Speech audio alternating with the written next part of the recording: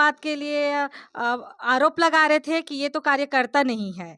ये तो जैसे कि मेरे पिताजी हैं उमा शंकर साहू जी, वो महामंत्री हैं महुआ मंडल में। तो उनका बाकी लोग कार्यकर्ता की शिकायत थी कि ये तो कार्यकर्ता नहीं है, कार्यकर्ता की बेटी है।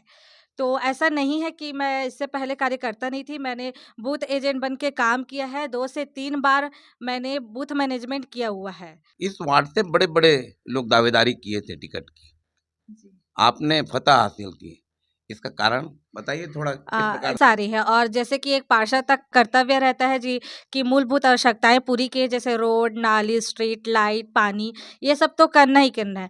और हमारा जो मेन मुद्दा ये है कि हमारे जो वार्ड में है वो हाई स्कूल का निर्माण नहीं हुआ है अभी तक। यहाँ के जो छात्र छात्राएं हैं उनको दूसरे वार्ड में जाना पड़ता है, जो बहुत परेशानियों से घिरना पड़ता है उनको। तो मेरा चूंकि मैं एक शिक्षित युवा, तो मेरा सबसे ज़्यादा फोकस जो रहेगा एजुकेशन के लिए रहेगा।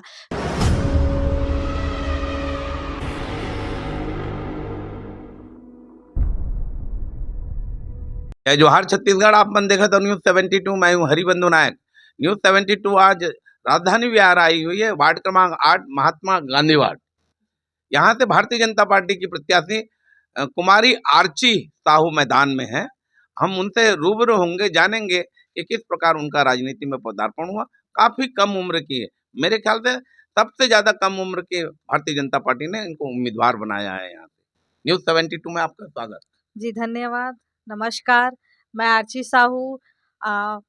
मुझे भारतीय जनता पार्टी ने ये दायित्व दिया है कि मैं सेवा कर सकूं, उनका ध्यान रख सकूं, उनकी सारी मूलभूत आवश्यकताएं पूरी कर सकूं। इसके लिए भारतीय जनता पार्टी को मैं बहुत-बहुत धन्यवाद करती हूं। मेरे जो शीर्ष नेतागण हैं, विधायक जी हैं और जो बाकी अन्य कार्यकर्ता हैं, उन सबका मैं धन्यवाद करती हूँ। काफी कम उम्र की हैं आर्ची, कुमारी आर्ची। कितना है उम्र?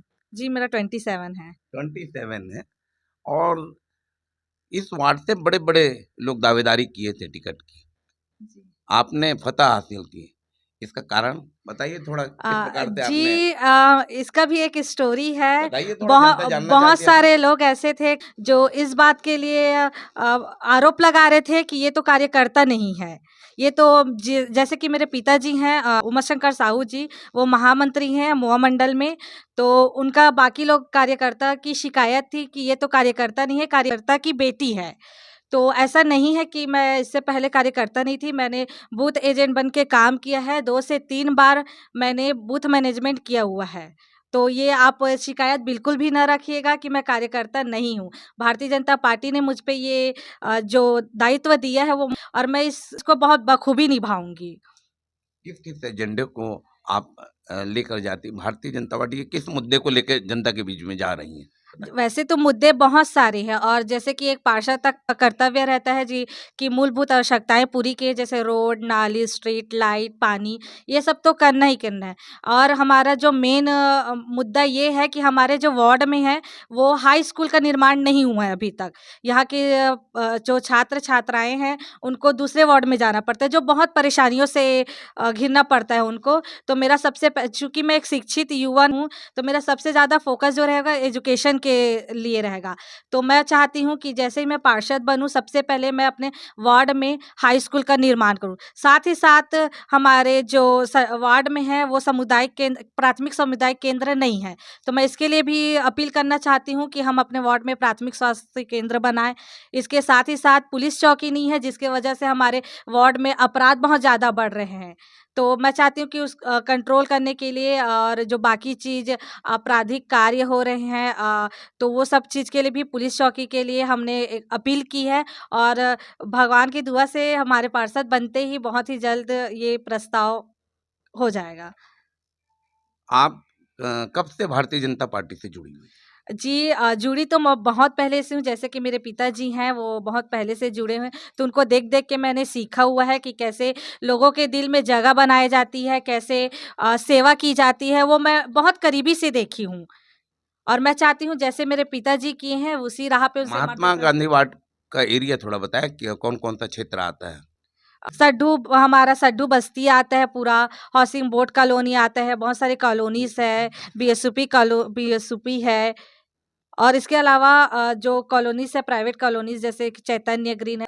जो हमारा जो छोकरा नाला है, इस साइड से जितना भी एरिया है वो हमारे सड्डू वार्ड में आता है, जो महात्मा गांधी वार्ड है इस साइड आता है। और साथ ही साथ जो कचरा शिवाजी पार्क वाला जो एरिया है उस साइड से भी हमारा पूरा आता है। फिर पीछे का जो हाउसिंग बोर्ड कॉलोनीज है, राजधानी विहार की कुछ एरियाज आती हैं और बीएसयूपी कॉलोनीज आती है। बीएसयूपी में भी 4 से 5 है, उसमें वो पूरे हमारे वार्ड में आया जाता है। सेक्टर 8, हाँ वो सब पूरा है, बीएसयूपी में ही हो गया। 1 वर्ष हो चुके हैं, विष्णु सरकार काम कर रही है, भारतीय जनता पार्टी की सरकार है। ऐसी कुछ योजनाओं के नाम बताएं जो सीधे सीधे महिलाओं को लाभ मिल रहा है। कौन कौन सी ऐसी योजनाएं जो सीधे सीधे जनता को मिल रही है, गरीब लोगों को मिल रहा है विष्णु सरकार की? कि हमारे माननीय प्रधानमंत्री जी हैं, उन्होंने ही महिलाओं के लिए सोचा है। और जैसे कि वो जो योजना है महतारी वंदन योजना, जो कि हम महिलाओं के लिए है, जिसमें उन्होंने हर महिलाओं को 1-1 हज़ार रुपये देने का योजना बनाया है। साथ ही साथ ये जो योजना है वो सिर्फ हमारे माननीय प्रधानमंत्री जी ने ही सोचा, इसके अलावा अन्य कोई अभी तक ऐसे कोई नहीं आए हैं जो इस बारे में सोचे हों। साथ ही साथ भारतीय जनता पार्टी ने महिलाओं को राशन कार्ड में मुखिया बनाया। इससे पहले पुरुष मुखिया होता था, लेकिन जैसे ही हमारी मोदी सरकार आई है, महिलाओं के बारे में उन्होंने सोचा है और उन्होंने मुखिया के रूप में राशन कार्ड में मुखिया के रूप में महिलाओं को रखा है। इसके साथ ही साथ जैसे हमारी महिलाओं को घर में किचन में काम करते हुए उनके जैसे आँखों में तकलीफ होती थी, इसके बारे में सोचते हुए हमारे प्रधानमंत्री जी ने उज्ज्वला योजना निकाली है, जिसके तहत सारी महिलाओं को गैस सिलेंडर घरों घर तक पहुंचाया। मोदी सरकार ने हम महिलाओं की सुरक्षा के लिए पिंक टॉयलेट का निर्माण करवाया है, जो कि अन्य किसी ने नहीं सोचा। कि हम महिलाएं जैसे कहीं बाहर जाती है, बाजार जाती है, कहीं जाती है, तो उनको ये समस्या आती है, लेकिन इसके बारे में आज तक किसी ने सोचा। ये जो सोचा है वो सिर्फ हमारे सरकार ने सोचा है, मोदी सरकार ने सोचा है। ये हमारे माननीय श्री नरेंद्र मोदी जी ने सोचा है और उन्होंने प्रधानमंत्री आवास योजना निकाली है। इसके तहत वो हर गरीब अपना सपना पूरा कर सकता है, जिसके पास हो कि हमारा खुद का घर है, हमारी खुद की छत है, हम अपने परिवार के साथ रह सकते हैं। ये सिर्फ हमारे जो सोचे हैं वो सिर्फ मोदी सरकार ने सोचा है और इसको इम्प्लीमेंट हमारे विष्णुदेव साय सरकार जी ने किया है। और ऐसी बहुत सारी योजनाएं हैं जो हमारे नरेंद्र मोदी जी ने सोचा है और हम इसको करेंगे भी। आप जो जनता के बीच में जा रही हैं, किन किन मुद्दों को लेके जा रही हैं आरची, बताओ? जी, वैसे तो उनकी जो समस्याएं हैं रोड नाली, वो तो हम करेंगे ही करेंगे।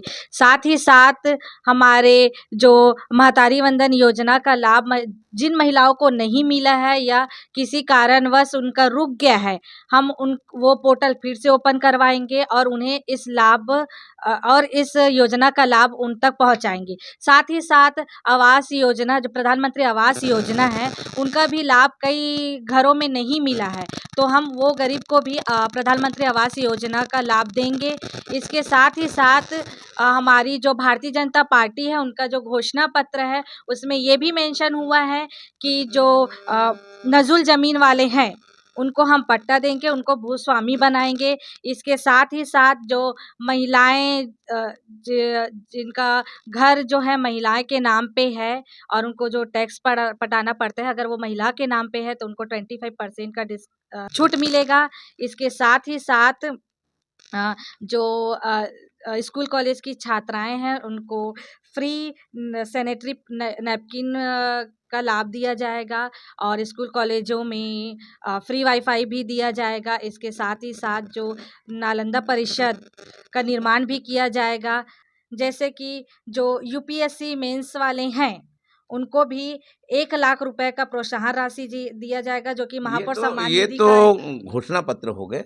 आरती, ये बताओ, अगर जनता आपको वार्ड की जनता पार्षद बना देती है, आशीर्वाद देकर आपको पार्षद चुन देती है, तो आपके कौन कौन से कार्य योजना है जो पार्षद बनने के बाद आप वार्ड वासियों को लाभ देंगे? निर्माण से संबंधित हमारे वार्ड में हाई स्कूल नहीं है, तो मैं चाहती हूँ कि हाई स्कूल का निर्माण किया जाए, प्राथमिक स्वास्थ्य केंद्र का निर्माण किया जाए और जैसे कि धन्वंतरी जो योजना है उसका लाभ भी हमारे वार्ड वासियों को नहीं मिल रहा है, तो मैं चाहती हूँ कि हमारे वार्ड वासियों को धन्वंतरी योजना का भी लाभ मिले।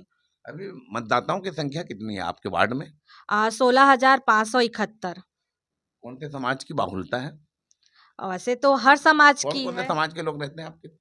वो तो सारे समाज के लोग रहते हैं, लेकिन जैसे अगर हम अपने बस्ती में, सड्ढू बस्ती में देखा जाए तो पटेल समाज है, साहू समाज है, वर्मा समाज है, ये सब की भी बहुल मिलता है।